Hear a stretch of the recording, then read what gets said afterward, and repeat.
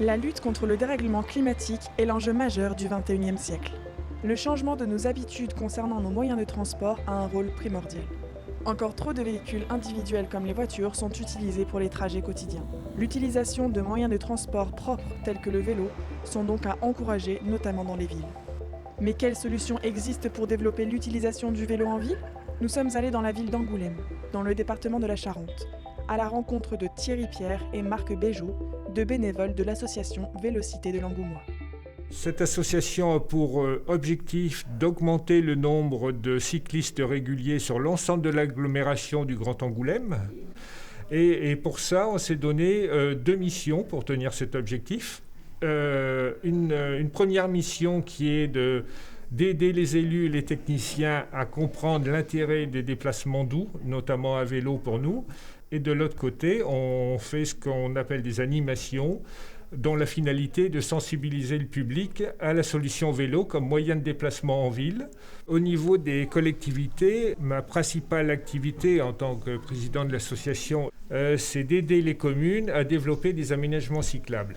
Donc cet accompagnement, il est assez important, c'est-à-dire que les communes qui n'avaient pas fait grand-chose, voire rien du tout, aujourd'hui initient ces plans vélo et commencent à faire des aménagements. Il est en effet intéressant d'aider et d'accompagner les communes dans le développement d'infrastructures cyclables.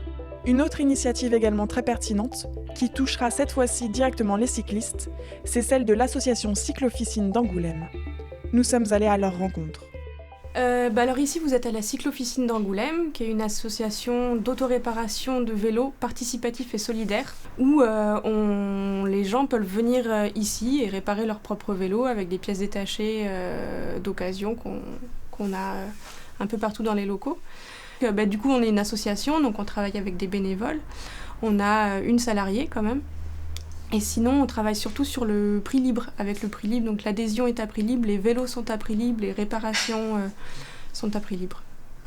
Mais alors sur Angoulême, il y a deux associations de promotion du vélo. Donc en ce moment, on fait ce qu'on appelle les cyclistes brillés. Donc on a reçu des sous pour promouvoir la visibilité des cyclistes. Donc plusieurs jeudis, là, on va distribuer des lampes aux passants, aux cyclistes dans la rue d'Angoulême.